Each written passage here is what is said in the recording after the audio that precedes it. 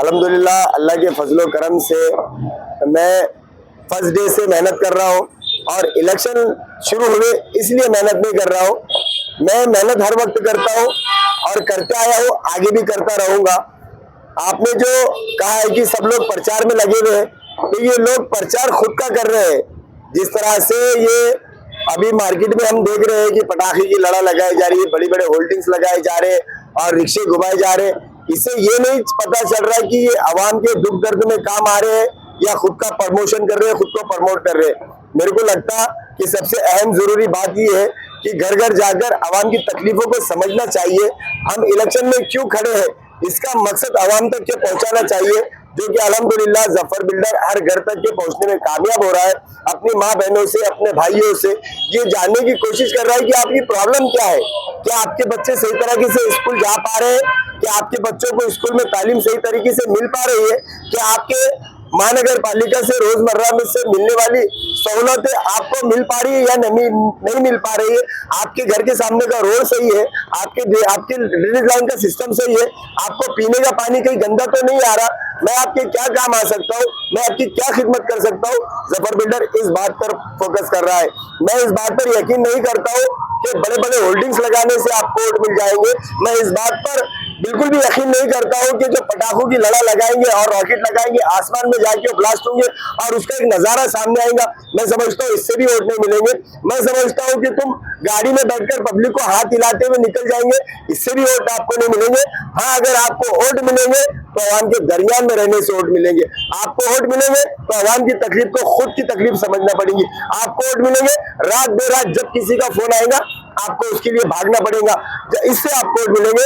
आपको वोट तभी मिलेंगे जब आवाम की बुनियादी सहूलतें आप उन तक पहुंचाने का जरिया बनेंगे। आपको वोट तभी मिलेंगे जब हुकूमत महाराष्ट्र की जानिब से आने वाली तमाम स्कीमों को आप आवाम तक पहुंचाएंगे। बाकी वोट आपको मिलने वाला नहीं है। कॉम्पिटिटर की कॉर्नर मीटिंग है और जिक्र आपका है, ये हाँ, ये बहुत बड़ी बात है कि भाई MIM के जितने भी कैंडिडेट्स अभी इलेक्शन कंटेस्ट कर रहे हैं, ये हर इनकी कॉर्नर मीटिंग में आप कहीं ना कहीं बसे हुए क्यों सर? मैं बसा हुआ नहीं, इनके जब सो रहे ना तो इनके ख्वाब में भी मैं आ रहा कि जफर बिल्डर ने क्या कर दिया बोल के। किसी को उम्मीद नहीं थी कि आपक्ष आजाद उम्मीदवार इतनी बड़ी जमात के सामने इतनी बुलंदियों तक पहुंचेगा, ये इन्होंने कभी सोचे नहीं थे। कि लेकिन अल्लाह की मर्जी है, अल्लाह जिसको चाहे जिस तरह से चाहे इज्जत देना जानता है। अल्लाह को इस तरह से मेरे को इज्जत देना थी और ये अल्लाह का मैं बहुत शुक्र अदा करता हूँ। और इसमें मेरा कोई कमाल नहीं है, ये आवाम का प्यार है, आवाम की मोहब्बत है। ये स्टेज इनके लिए लगा रहे, कॉर्नर मीटिंग इनके लिए ले, लेकिन उसमें जिक्र जफर बिल्डर का ना हो, ऐसी कोई इनकी मीटिंग खाली नहीं जा रही है। इससे ये बात साबित होती है कि जफर बिल्डर ने इनको तगड़ी फाइट दे दिया है और ये मेरा कमाल नहीं, ये मेरी प्रभाग नंबर 13 की आवाम का कमाल है। काटने का क्या वजह लगती, क्या भाई टिकट काटने की वजह तो मेरे को आज तक के समझ में नहीं आई है कि भाई क्यों टिकट काटा गया है। मैं समझता हूँ कि भाई एक बार बता देना चाहिए था, या फिर इनको अगर जमात को मजबूत करना था, कोई अपनी जो सियासी जमात है इसको मजबूत करना होता तो ठीक है, जितने उम्मीदवार है उनको बुला लेते और उनसे कहते नगर सेवकों से या एक को बुला लेते कि भाई जफर बिल्डर इस बार आपको हम टिकट नहीं दे रहे हैं, आपकी क्या राय है? आपके नजर में कोई अच्छा उम्मीदवार है तो हमको बताइए, हम हो सकता है आपके पसंद का उम्मीदवार देंगे और इसको जिता के लाना आपकी जिम्मेदारी है। या फिर आप वोट कीजिए, हम आपको नगर सेवक से ऊंचा ले जाना चाहते हैं। सुनिए ना मैडम सुनिए ना प्लीज, हम इसको आपको इससे ऊपर ले जाना चाहते हैं, हम आपको कोई पोस्ट देना चाहते। पार्टी का बंदा पार्टी में भी रहता, जमात भी स्ट्रांग होती, कोई छोड़ के भी नहीं जाता, लेकिन इन्होंने ऐसा नहीं किया। अब इन्होंने ऐसा क्यों नहीं किया? आप तमाम साथी हजरात कितने, अब 1 2 3 4 5 6 7 ये तमाम लोग इसका जवाब दें कि इन्होंने पार्टी छोड़ने के जाने पे मजबूर किया या नहीं किया। बावजूद इसके मजलिस इत्तेहादुल मुस्लिमीन किसी के बाप की जमात नहीं है, ये मेरे सदर कायद बैरिस्टर असदुद्दीन अवीजी साहब की पार्टी है, इसको हम हरगिज छोड़ के जाने वाले नहीं है। अगर किसी फैमिली में किसी भाई ने किसी छोटे भाई को बोला चल तू निकल जाए यहाँ पे, तो वो उसका फैसला मिलता, जब तक के बाप या दादा या घर के बुजुर्ग नहीं बोलेंगे वो घर छोड़ के नहीं जाने वाला। ऐसे ही हमारे बुजुर्ग, हमारे भाई, बड़े भाई असदुद्दीन अवीजी साहब है, उनके बोलने से पहले हम नहीं जाने वाले पार्टी छोड़ के। इस बार वो आए थे आपसे बातचीत हुई, उनकी? नहीं, मेरी कोई बातचीत नहीं हुई उनकी। सर आपने देखा जिसकी फोटो जलाई जिसने है तो काफी अपने आंदोलन किया, विरोध किया, उन्हें वापस नजदीक लाया जा रहा। आप जैसे कई कैंडिडेट है जिन्होंने खामोशी इख्तियार करके अपक्ष चुना है, उन लोगों को वो लोग करीब नहीं करते, किस तरीके से देखते? बहुत अच्छा सवाल करे नेहा मैडम आपने। मैं तो इसको सरेआम पर नहीं लाना चाहता था, लेकिन आप साफी लोगों जो ना जबान से निकाल देते। देखो 2019 में नासिर सिद्दीकी इलेक्शन में खड़े थे, कटकटी गेट के ऊपर झगड़ा हुआ, हमारे काबिल दोस्त सैयद ओसामा ने इम्तियाज जलील को गला फटे तक के मारे थे। ये मैं नहीं बोल रहा, तमाम शहर ने देखा।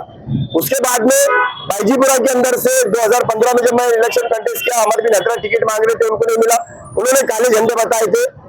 ये दो चीजें हो गई। उसके बाद में मेराज खान जो है, इन्होंने भी इम्तियाज जलील को उनके बर्थडे के मौके के ऊपर, जिसका मैं गवाह हूं, इन्होंने माँ बहन की गाली दिए थे मेरे सामने। अब उसमें से जो है तो ओसामा ने मारा था तो उसको टिकट मिल गया, अमर बिन हत्रा ने काले झंडे बताया था, उसको टिकट मिल गया, मेराज भाई ने उनको गालियां दिए थे, उनको टिकट मिल गया। अब मेरे को ऐसा लग रहा कि आने वाले बारी में कलीम कुरैशी को एमआईएम का टिकट मिल जाएगा। ऐसी कोई हरकत करने की सोच रहे हैं? भाई ये जमात मेरी है, मेरी जमात के साथ मैं ऐसी कोई हरकत नहीं करूंगा।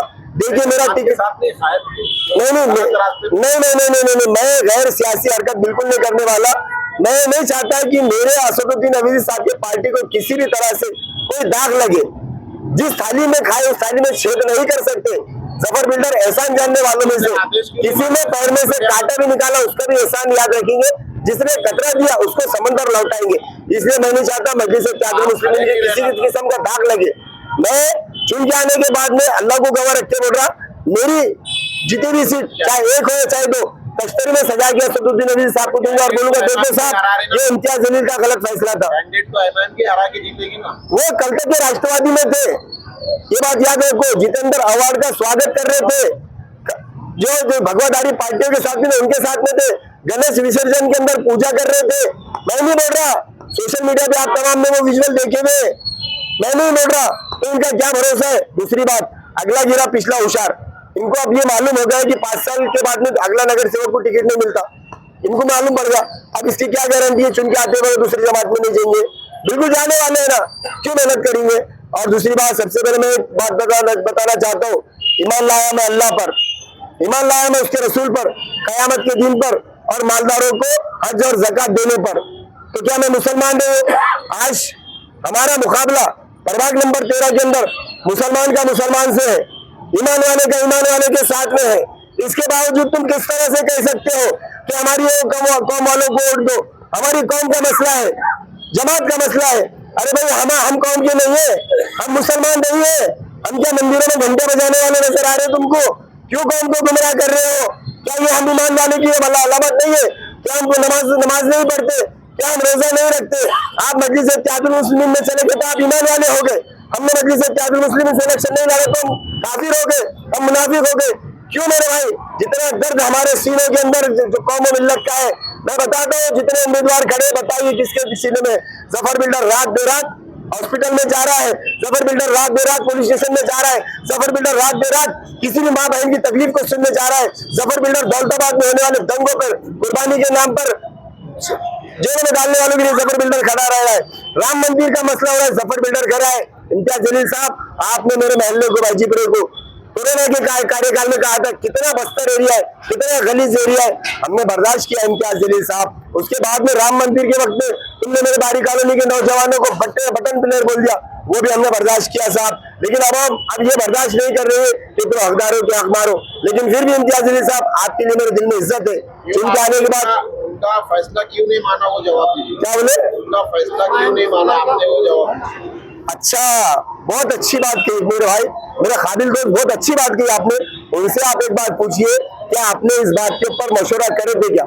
उन्होंने फैसला सुना ही नहीं ना भाई, उन्होंने फरमान जारी करे। क्या कहना है, पार्टी का फैसला आखिरी फैसला, ये मेरा फैसला नहीं है। तो भाई पार्टी में कोर कमेटी भी होती, ये बात मानते आप? पार्टी के अंदर एक कोर कमेटी होती, कोर कमेटी का फैसला रहता, किसी एक शख्स का फैसला नहीं रहता कभी भी। कोर कमेटी तय करती किसको टिकट देना चाहिए, किसको नहीं देना चाहिए। यहाँ बाप बैठे एक लिमिटेड कंपनी चला रहे हैं और इसको लिमिटेड लोग चला रहे।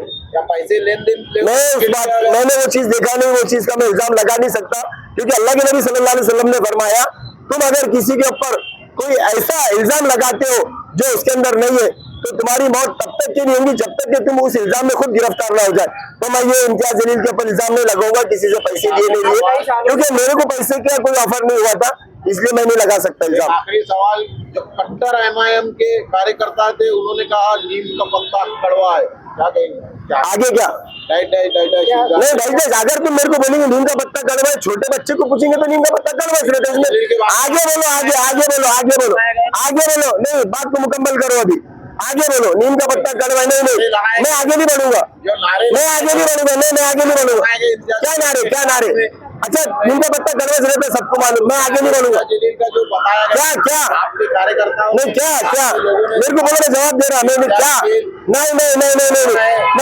नहीं, आप अपनी बात से निकल नहीं सकते, नीम का पत्ता कड़वा है और ये कड़वा अल्लाह ने डाले है नीम के पत्ते में, आगे बोलो क्या? आप बाईजीपुरे के हर घर के बेटे हैं। नहीं मैडम, मुद्दा डाइवर्ट मत करो, बताओ नीम का पत्ता कड़वा है, ये अल्लाह ने कड़वा डाली, शहद में मिठास डाली।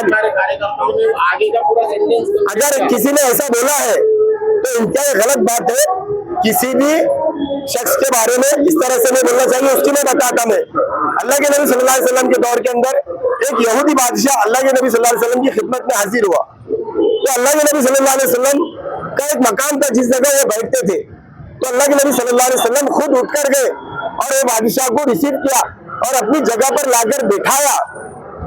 चाहते तो वो बादशाह ने कहा कि अल्लाह के नबी, मैं आपके खदमे में बैठने के लायक नहीं, आप अपनी जगह हम आपको बिठा रहे, तो अल्लाह के नबी ने उनको वहां बिठाया। इससे ये बात साबित होती है, इससे बात ये वाज़ेह होती, अगर दुनियावी एतबार से कोई इंसान किसी ओहदे पर फाइज है, किसी ऊंचे मकाम पर है, तो सबको उसकी इज्जत करना लाजिमी है। अगर इम्तियाज जलील के बारे में किसी ने ऐसा जुमला कहा है, नीम का पत्ता गलवा है, आगे जो ये सरासर गलत बात है, इस तरह से नहीं बोलना चाहिए। हाँ, आरोप प्रत्यारोप कितने करने हैं करो, इम्तियाज जलील को कितना बुरा भला बोलना है बोलो, लेकिन उसका एक दायरा है, उसकी एक लिमिट है, कोई भी चीज तरह से गैर जिम्मेदाराना नहीं होना चाहिए। आपने क्यों नहीं माने मेरा फिर वापस? मैं आपको फिर बोल रहा हूँ कि फैसला नहीं था, फरमान जारी हुआ था, फैसला राय मशवरा नहीं हुआ था। आप कई सालों से जनता की सेवा कर रहे हैं, क्या आप करेंगे? जनता की सेवा इसलिए कर रहा हूँ क्योंकि मैं जब छोटा बच्चा था तब मेरे को मदरसे अरबिया कंजुल उलूम में डाला गया, वहाँ पे मेरी तालीम हुई, मदरसे का खाना मैंने खाया हुआ है, और मदरसे का खाना जो आता ना कौम मिल्लत के पैसों से आता, तो कौम मिल्लत का मैंने खाना खाया हुआ है, इसलिए कौम मिल्लत का दर्द मेरे सीने के अंदर है। बस इसी वजह से कौम मिल्लत पे काम कर रहा हूँ। नगर सेवक अपनी जात के लिए नहीं, आवाम के लिए बन रहा हूँ और आवाम के लिए काम करता रहूंगा इंशाअल्लाह ताला। आखिरी मेरी निशानी भाई पूरा ले लिए यार, मेरा है इस चीज के ऊपर मेरे भी इलेक्शन कॉन्टेस्ट करना है मेरा। मैं देखने वाली तमाम जनता से ये कहूंगा कि भाई मेरे को चुनकर दो अपनी काम की बुनियाद के ऊपर, मेरे निशानी देखकर वोट दीजिए। निशानी आप लोगों को याद हो गई भी है, मेरी निशानी है अलमारी ब कैटेगरी में बटन नंबर 8 है। दूसरी मेरी अहिल्या की निशानी है सिलाई मशीन, बटन नंबर 5 है। मेरी निशानी द कैटेगरी में फिरोजी कलर में आएंगी। मेरी बीवी की निशानी गुलाबी कलर के अंदर आएंगी। मैं आपको एक आखिरी बात बता देता हूँ, मेरा बटन नंबर 8 है, मेरी बीवी का बटन नंबर 5 है। 8 और 5 13, प्रभाग नंबर 13, 8 और 5 13, प्रभाग नंबर 13, जंगिया बदर के साहब 313। बजाय देखने से लगता था कि दुश्मन इस्लाम जंग जीत जाएंगे, लेकिन अल्लाह ने 313 को लाखों पर भारी किया और अल्लाह के नबी सल्लल्लाहु अलैहि वसल्लम और जंग बदर के तमाम सहाबा उस जंग को जीतेंगे। 8 और 5 13, प्रभाग नंबर 13, जंग बदर के सहाबा 313, और ये मेरे साथ देने वाला है। बजाहिर कोई नजर नहीं आ रहा, लेकिन जीत 313 की जैसा प्रभाग नंबर 13 में भी मिलेंगे इंशाअल्लाह।